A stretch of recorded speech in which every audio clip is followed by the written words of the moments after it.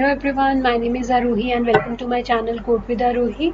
So guys, in my last video I have shown you the implementation of YOLO V4 Tiny model, right? So this is the continuation video. In last video we have trained a model YOLO V4 Tiny model. So in our today's video, we will use that YOLO V4 Tiny model which we have trained using Darknet framework. So we will use that model.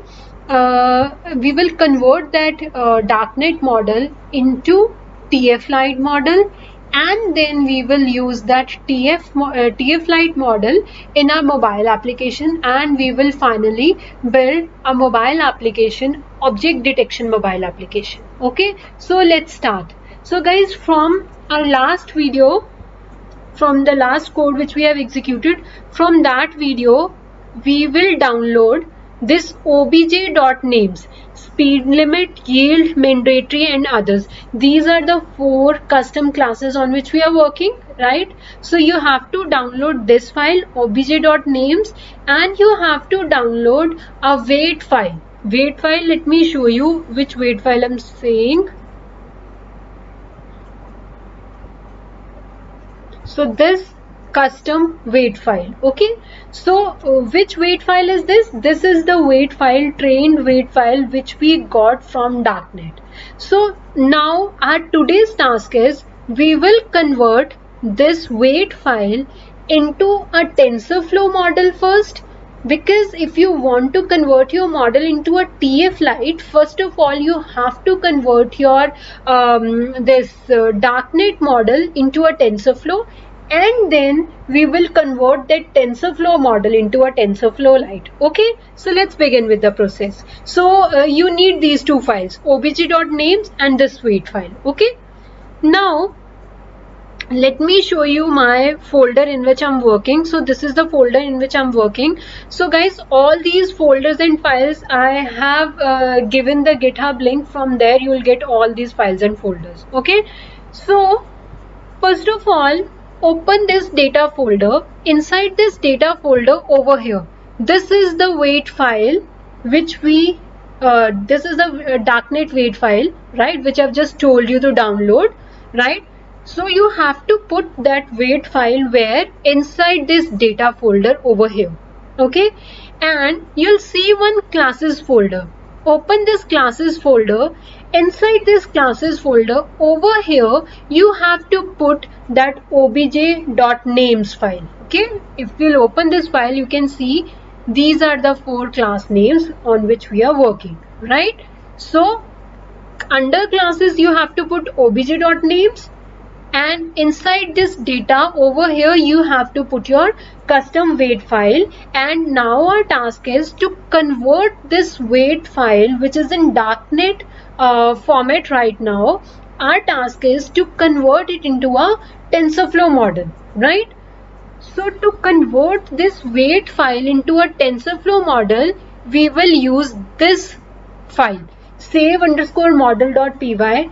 This file is having a code which will convert our Darknet model into a TensorFlow model. Let me open this file. Okay, so over here guys, see this 8th line.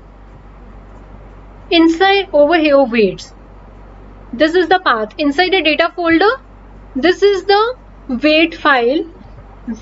This wait file, we want to convert this wait file into a TensorFlow model. You just need to do the change over here. Whatever your wait file name is, just give that name over here and put that file, wait file, inside your data folder. Okay, so this is the one thing which you need to do inside this save model.py.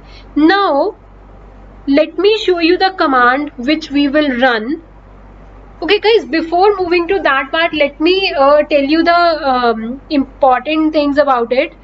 The very first thing is, what you need to do is, inside this we have one folder with the name of requirements. Okay, open this requirement folder. You will have these requirement files. So guys, I am running this code on Anaconda and I'm using this particular file for it. So if you want to run it, let's suppose you want to run it on CPU, and using Anaconda, then you can use this file. And let's suppose if you want to run it through Python, pip, using pip, then you can use, these are the requirement file. You can choose the requirement file as per you. Okay, so let me show you what all steps I have executed. So this is what I have done. First of all, if you are using Anaconda, download Anaconda, install Anaconda. After that, over here, just write Anaconda and you will get an Anaconda prompt. Open this Anaconda prompt. So right now this base environment is activated. Let's deactivate this environment by writing deactivate. We have deactivated the environment. Now let's see what all environments we have. So for that, conda info envs, so you will get a list of environments. So this is my environment in which I'm running this particular code. Okay, so what you can do is, I have already installed it, so that's why you can see this environment name over here. Otherwise, what you can do is just copy this command. I'll share these commands in again in my description section. You can use it from there. Just copy this command from here and you have to paste it here and you will get the environment. Okay, once you create the environment, the next task is to activate the environment. So now I'm activating conda activate YOLO v4 GPU. I'm activating the environment. I have activated the environment. Okay, so now my code is in D drive, so I'm going in D drive CD. Let me see the actual path. So this is the path where I have my code. So I'm writing this. Now I have entered in the folder where we are running this code. Okay, so you have to activate the environment and now we are here. Over here we will run the commands now. So the command which you need to run is this command. So guys, this command, what this command will do, this command will convert your darknet model into a TensorFlow model. Okay, so if you want to convert into TF-Lite model, the very first thing is you have to convert the darknet model into a TensorFlow model first. So what I'm doing is I'm copying this command. See what we are using. We are using save model.py file, which I've just shown you, where you need to change the weight file according to you. Okay, and now let's run this command. When we'll run this command, what we will get after this command, you will get a checkpoints folder. Inside that checkpoint folder, you will get one folder with this name. Okay, and inside that you will see your TensorFlow model. Okay, let's run this command. So I have run this. I'm running this command.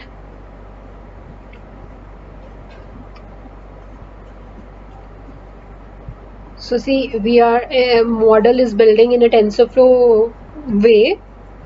So we are converting that darknet model into a TensorFlow, right?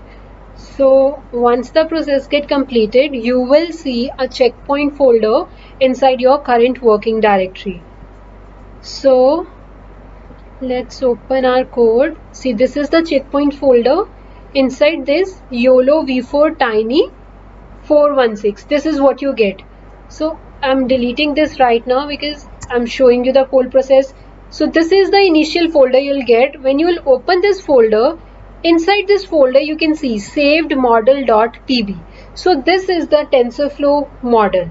Means from your darknet model, we have converted the darknet model into a TensorFlow model, and this is your TensorFlow model, right? So now we have our TensorFlow model, and where our TensorFlow model is, it is in YOLO v4 tiny 416. Inside this folder we have it. Okay, so process is completed.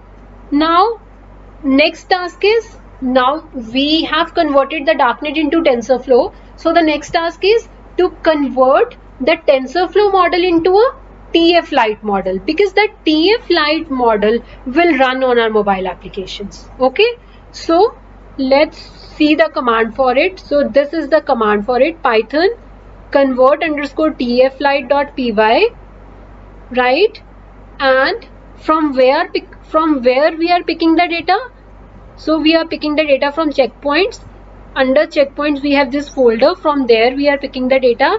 And output, where we want to store the output, inside the checkpoint folder I want to store the output with this name, YOLO v4 hyphen tiny hyphen 416.tflite, right? What I want is I want to store the tflite folder with this name. So let's execute this command.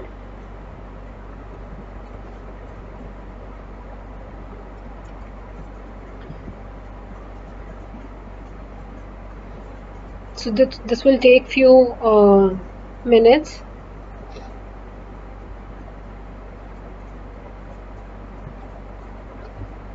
So let's open our checkpoints folder over here. Okay, so this is the tflite.tflite, right? So this is the extension we are getting and this is the file name. So now this is our tflite model. Now we will use this tflite model in our Android. Okay, so now let's do that. Guys, now let's make an Android application. So for that I'll give you one code.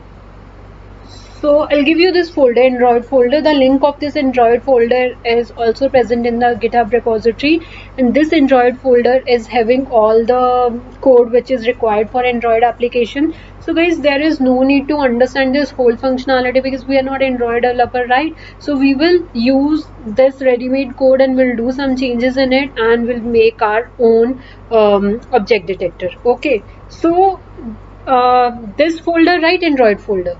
And the thing is, to run this, to test this code, you need to install Android Studio. You can download it from, you can directly search over here Android Studio.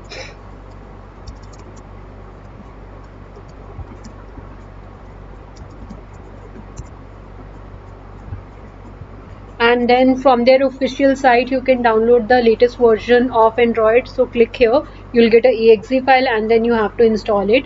Once you install the Android Studio, over here just write Android Studio and Android Studio will get open, right? So this is my Android Studio. So first time when you'll install Android Studio, so you'll not get this kind of screen. You'll get three options over here: create new project, open project, these kind of options.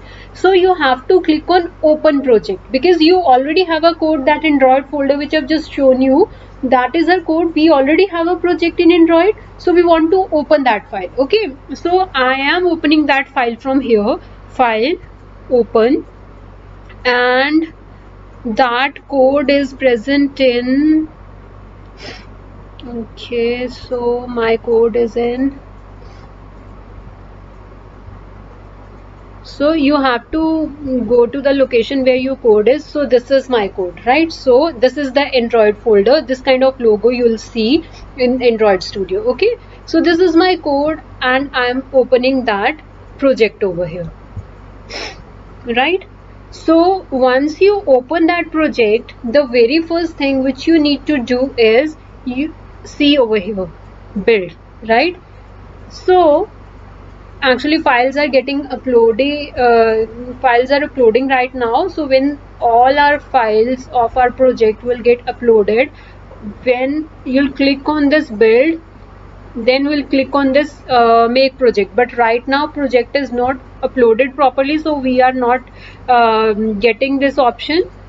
Just yeah, you can see now, right? This make project is available now, and inside build, click on this make project. So it will take some time, right? So it will build our project. Once our project got built, then we will run our project on our Android device. So the Android device which I'm using is here. So the guys, all the, you have to connect your phone. So this is the phone I'm using. So I have connected this phone using USB with my laptop, right? So whenever using USB, I have connected the phone, and from here you can choose the phone or device which you have connected. So this is my device. In this device, on this particular device, I want to run this object detection application. Okay, so build is finished. Now we have to run the project. You can run from here also, or there is one option over here. You can run your project from here also. Once you run the project, you will be able to see your application on your phone.